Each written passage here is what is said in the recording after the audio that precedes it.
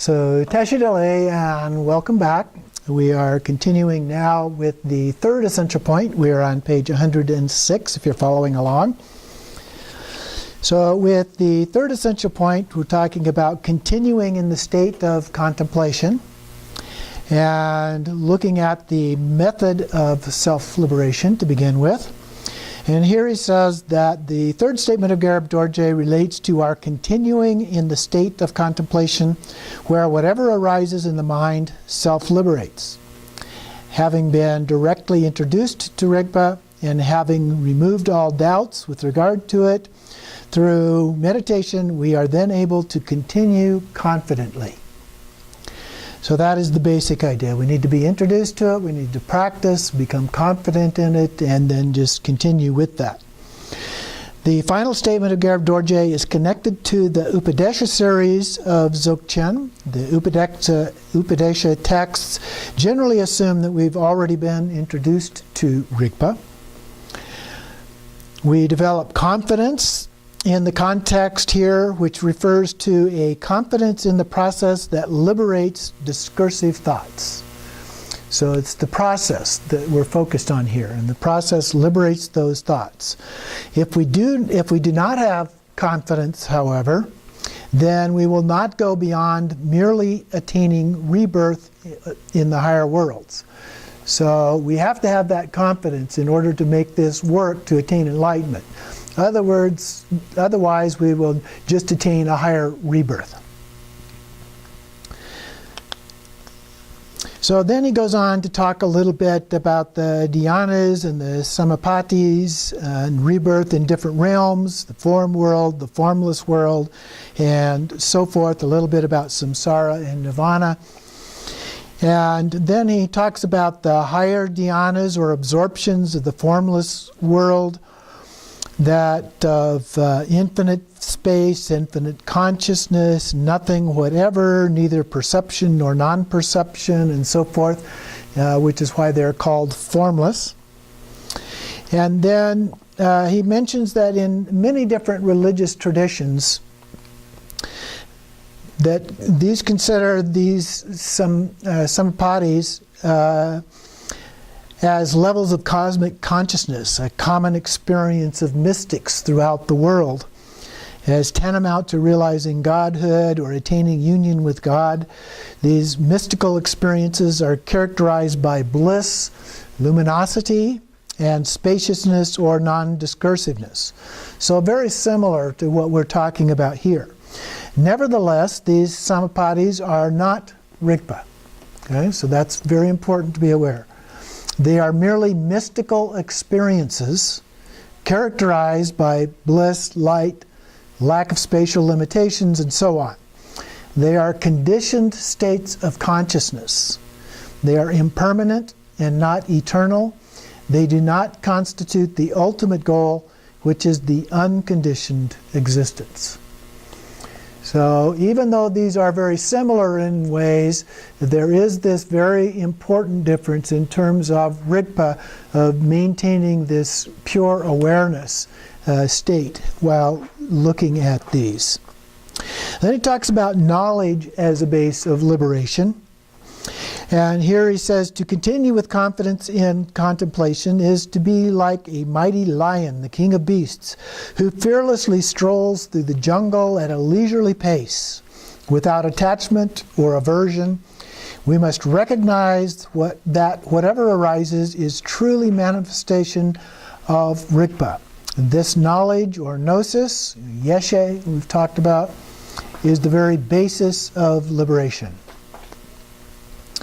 So then we recognize the nature of thoughts and experiences. It's not the thoughts and experiences per se, but the nature of those thoughts and experiences.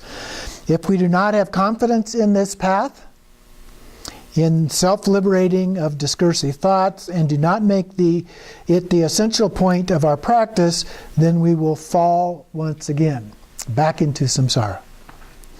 So if, however, our thoughts are self-liberated without a trace, in the same way as the clouds dissipate in the sky, then we will not generate any fresh karma. So we transcend karma at that point if we're able to sustain this in that way. Now that doesn't necessarily mean that we're not still affected by karma. We still may be if we've accumulated karma that we've not yet purified or burned up. Those karmic traces will still affect us. But we should at this point be at a point where we have relatively little of that. They should be only very subtle kinds of things.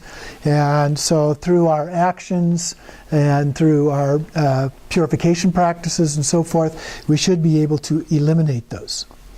So he then says we must continue in a state of self-occurring natural mindfulness and never be separated from that. The key here is recognition. So recognition of that state. Now sometimes I talk about it in terms of being in that state on one hand and going about what's going on in your life on the other hand. But you never lose that state. It's always there regardless of whatever else is going on. Okay? So that's one way of looking at doing this. In addition, he says, we remain in contemplation the whole time and do not fixate on or otherwise interfere with the thought. We let it go on its own way without following it. It will then vanish on its own accord. Okay, so we stay focused on Rigpa. We allow the other things to take place in our life, but they all self-liberate. We don't have to do anything. It will do it by itself. As long as we don't get caught up in that other stuff and maintain our awareness of Rigpa, then it's not a problem. If we don't, then it is. Like finding ourselves in a lucid dream. We recognize the dream as a dream, and yet we remain caught up in the dream. In that case, it's easy to slip again into unconsciousness, mistaking the dream for something real. So when we look at what's going on in our lives and we get caught up in that, we get attached to it, that's like thinking the dream is real. So it's like this life is just another dream, another form of dream. And so when we get caught up in it without recognizing it as a dream, then that's when we get ourselves in trouble.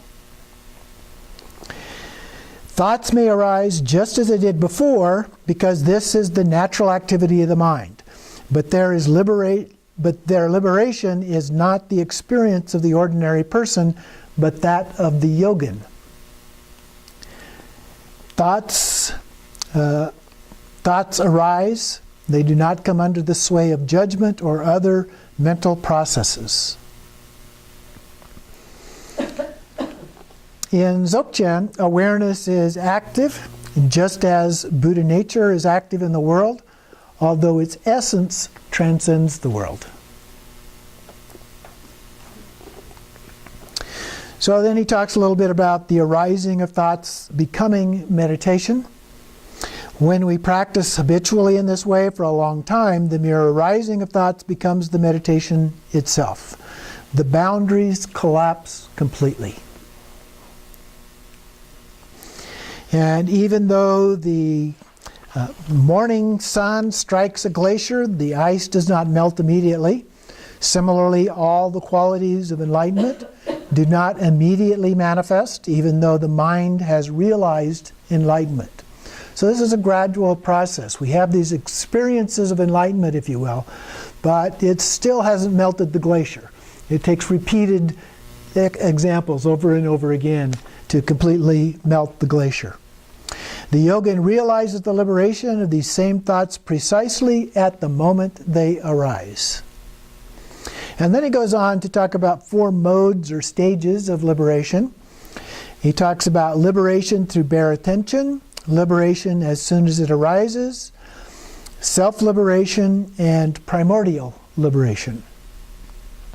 And in the case of the first one, the liberation through bare attention, he describes it as liberation by way of recognizing thoughts, like meeting a person whom we have met before. So something that's familiar to us. Oh, yeah, that's a thought. Okay, let it go. And the next one is where thoughts liberate themselves after arising, which is like a snake unknotting itself from coils. So a snake can be all coiled up and it just goes off as if the coil wasn't even there. Very naturally, all by itself. And then the third one, thoughts arise into their immediate and spontaneous self-liberation, like a thief entering an empty house and finding there nothing to steal. Okay? So the thoughts come up, but there's nothing there to hang on to it, and so it just goes away. Okay, all by itself. And then he talks about the fourth one. Primordial liberation refers to Rigpa itself, which is liberated from the very beginning, so there's no actual need to liberate this one. It's already self-liberated. So then he goes into a little bit more detail on each of these. So looking at the first one, liberation through bare attention, there exists a minimal mental activity. We turn our attention to the thought as soon as it arises and recognize it as a thought. There still exists a small time gap between the arising of the thought, the becoming aware of its presence, and recognition, and the dissolving again. So for the beginner, the practice is appropriate. But later, it will become a fault if it's not transcended. So at some point, we need to transcend it. It's like the story of the Buddha saying, you use the raft to cross the river, but once you're across the river, you don't have to keep carrying that raft around with you. At the second stage, then, the thought disintegrates as soon as it arises. The example is Patrol Rinpoche gives is drawing pictures on the surface of water. So you draw with your finger, you swirl it around in the water to draw a picture, but it's gone just as quickly as you draw. So the drawing and the dissolving are simultaneous. There's no interval or discontinuity between the self-arising and the self-liberating. There still subsists some small distinction in terms of phases between the arising and the liberating. However, there's no attempt whatsoever to suppress the arising of the thoughts. They just come and they go very quickly, one right after the other. So we continue in that state without accepting or rejecting anything whatsoever. We continue to hold to the recognition of the Dharmakaya on the side of liberation. And so there persists some subtle duality here. Then the third stage, and in the third stage, even the distinction between arising and liberating or dissolving is transcended. So in this case, when thoughts arise, they are instantaneously liberated and do not in any way go beyond the state of Dharmakaya. Their very arising is their liberating. So there no longer exists any distinction between these two phases. Okay? Arising, self-liberating are just concepts at this point. They're not something that you even think of as happening. It just happens. So then he goes on to talk a little bit about samsara and nirvana. Thus we need not to remain fettered within samsara by our negative emotions, remaining caught up within the cycle of process, thoughts, and passions endlessly arising. So nirvana is just ultimate peace. The nirvana of the arhats is a state of ultimate quiescence in which the movement of the passions will arise no more. But in Mahayana, didn't take that as nirvana. That wasn't the ultimate goal. So in Mahayana teaching, the arhat is still afflicted with a very subtle intellectual obscurations. And when you look at emptiness from the point of view of Hinayana, the path of individual liberation, it's described as the lack of inherent existence. And we do the emptiness of self and the emptiness of other, but we do that in a very analytical way. And so even though we get the direct experience of that, there's also a little bit of intellectual or cognitive quality associated with that. So that's what he's referring to here. So one must set about practicing the career of a bodhisattva, okay, connected with this higher level here. However, in Dzogchen, we understand matters still in a different way. In Dzogchen, liberation means liberation from both samsara and nirvana. the present life, or either in this present life or immediately following physical death in the bardo. So the idea here is that samsara and nirvana are both concepts to be transcended. It's a little bit like in the Prajnaparamita text, like the Heart Sutra, where it talks over and over about it's not this, not that, not something else. It's not samsara, it's not nirvana, because those are concepts. So we transcend all of those. In Dzogchen, these two separate realities, samsara and nirvana, are simultaneously in phase with no resulting confusion. The external world is a mandala and all living beings are deities, yet everything looks just as it did previously. Mountains are mountains, but every mountain is Sumeru. Enlightenment is not an ascent to somewhere else, an escape from earth to some heavenly paradise above. Rather, enlightenment is something that occurs here and now. There is unity, and yet diversity remains unimpaired. Both are encompassed within gnosis, primordial knowledge. So then he talks a little bit more specifically about the special teaching of Dzogchen, which is the subject of this. This method, whereby thoughts are purified by self-liberation without leaving a trace behind, is the special teaching of the Great Perfection. By means of this method, our passions or negative emotions may be transformed from being fetters binding us to the wheel of samsara into the very means of liberation. So we actually use these as a way of helping achieve liberation. And we do that by being aware. And that permanent sense of awareness, that natural awareness of whatever happens to be going on, just letting it go on in a very natural way, but remaining aware. If we did that without the awareness, we would be like very ordinary beings. So we have to do it with that awareness. Now we come to a stage where there is nothing left to do, having been freed from the necessity to strive to accomplish something, yet we are free to do everything. We do not possess this confidence in self-liberation. If we do not possess this confidence in self-liberation, yet boast that our view is high and our meditation is profound, we will not have the method to dissolve the negative emotions when they arise, deluding both ourselves and others. So when somebody asks you if you're enlightened, it's probably better not to say, yes, I am, stick my nose up.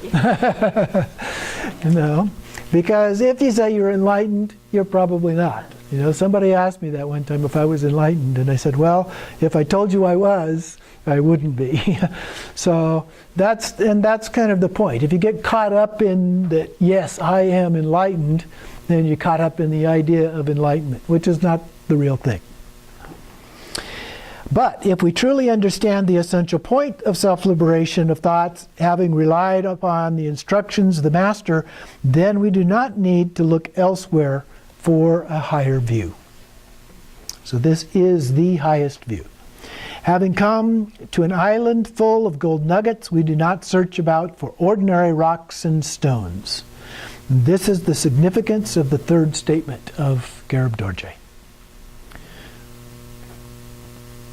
So then he comments a little bit more on the conclusion to the root text. Patrul Rinpoche concludes by saying that these three unerring essential points alone are sufficient to carry the practitioner immediately into the state of directly penetrating awareness. Awareness represents the unification of the view, the meditation, the conduct, and the fruit of the natural great perfection. And some refer to those by saying that the view is Rigpa, the meditation is Rigpa, the conduct is Rigpa, the outcome or fruition is Rigpa. It's all that same thing, pure awareness of Rigpa. The text we have here is preeminently an upadesha, a secret instruction, that is to say, an instruction communicated in private and in the confidence from the master to his disciple. And upadesha is based more on the personal experience of the master in meditation. He also refers to this as the culmination of the 9 vehicles. We've talked about the 9 vehicles, slight differences between the Nyingma and the new schools or Sarma schools. Now, this view, which possesses within itself the 3 essential points, is called the culmination or summit of the 9 successive vehicles to enlightenment. Dzogchen represents their culmination in terms of its being the view of Dharmakaya itself. And since Dzogchen is itself not curtailed or restricted by any limitations in terms of practice, a Dzogchenpa, or Dzogchen practitioner, is able to use any of these methods found in the other vehicles and practice them when found useful or necessary. We don't need to throw the baby out with the bathwater. We can go back and we can use these. If you feel that you have some purification work still to do, go back and do Vajrasattva. There are these other things that you can do and use them when you feel like they're appropriate. But this is always done while maintaining the Dzogchen point of view. So you never lose sight of Rigpa even while you're doing these other practices. The higher level of teaching includes and enhances the lower levels of teaching rather than excluding them. And then he talks about the light of self-originated, discriminating wisdom. When we directly encounter the true face of inner light, the lamp of self-originated, discriminating wisdom, pure awareness, this discriminating awareness, wisdom, blazes up effortlessly and spontaneously and becomes like a flood of luminosity inundating the world. Here there appears to be a reference to the Togao practice. A lamp means light. The lamp of self-originated, discriminating a wisdom is one of the 6 lamps of Togao.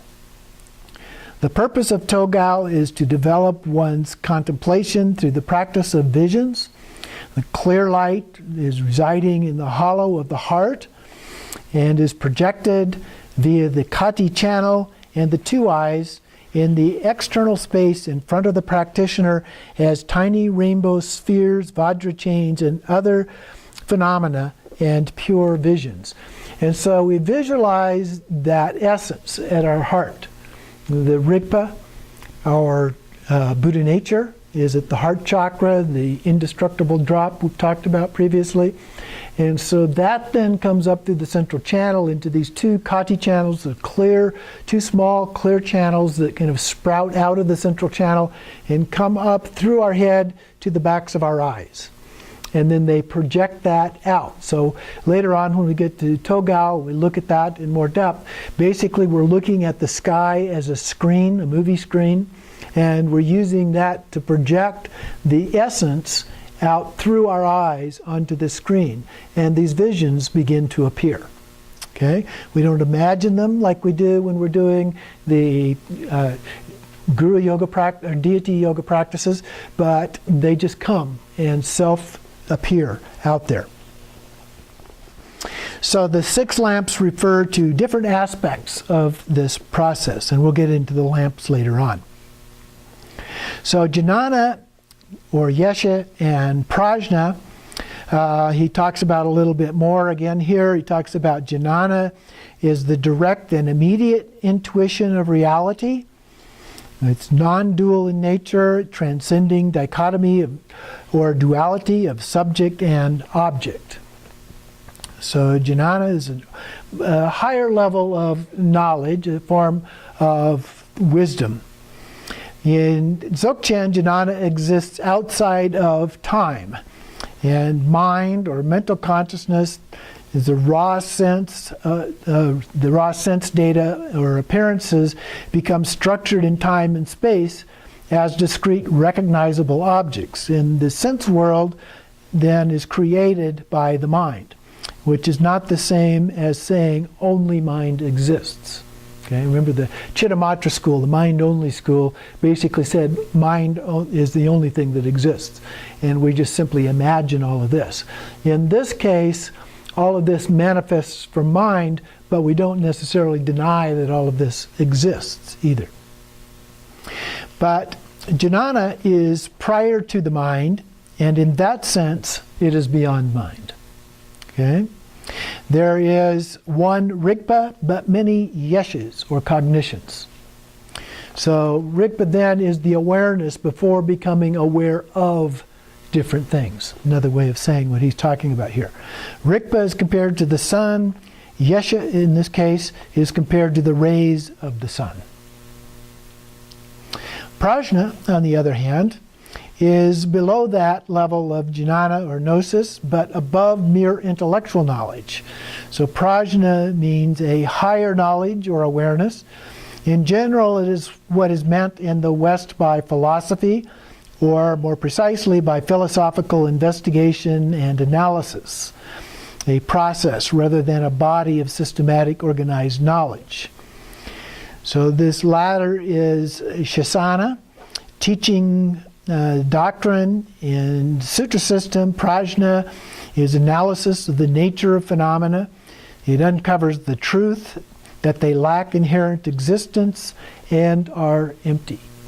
So like I was talking about a little while ago, when we talk about that analysis, the vipassana of self and other, that's the process that we're going through there. And that level of understanding of emptiness is prajna. And then when we go on to the direct experience of that in terms of mind and the nature of mind, then we're operating at that higher level of jnana or jhana or jhana, different pronunciations of that word. The function of prajna then is to discriminate. It is still dualistic. Prajna discriminates between good and bad, real or unreal, true or false, beautiful or ugly, worthwhile or worthless, those sorts of things. Rigpa is like the mirror that reflects everything, light or dark, good or bad, bad or ugly, without discrimination. So prajna discriminates. It is, in English, this is wisdom. And so we have jnana and prajna that often are both translated as wisdom, but we need to be aware of that subtle difference between the two. In the Greek tradition, a similar distinction is made between gnosis and sophia. Jnana or yesha corresponds to gnosis, which is a knowledge of divine things and also a knowledge that liberates, whereas prajna correlates to sophia or wisdom. So the goddess archetype is the same religious development occurred in India in the Buddhist context around the beginning of the Christian era. In the Mahayana Sutras, prajna also became exalted into prajna paramita.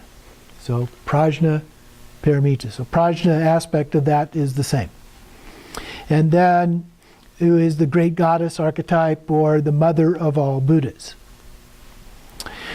So jnana then, or yesha, should be translated as gnosis or knowledge, at times as cognition, and generally as primordial awareness or primal awareness. Prajna should be translated as wisdom or discriminating wisdom.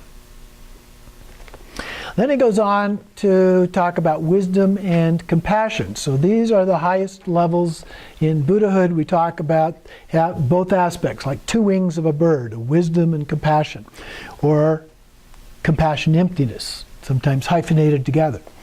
So wisdom and compassion are the two aspects of the enlightenment of a Buddha, whether sutra or tantra or Dzogchen.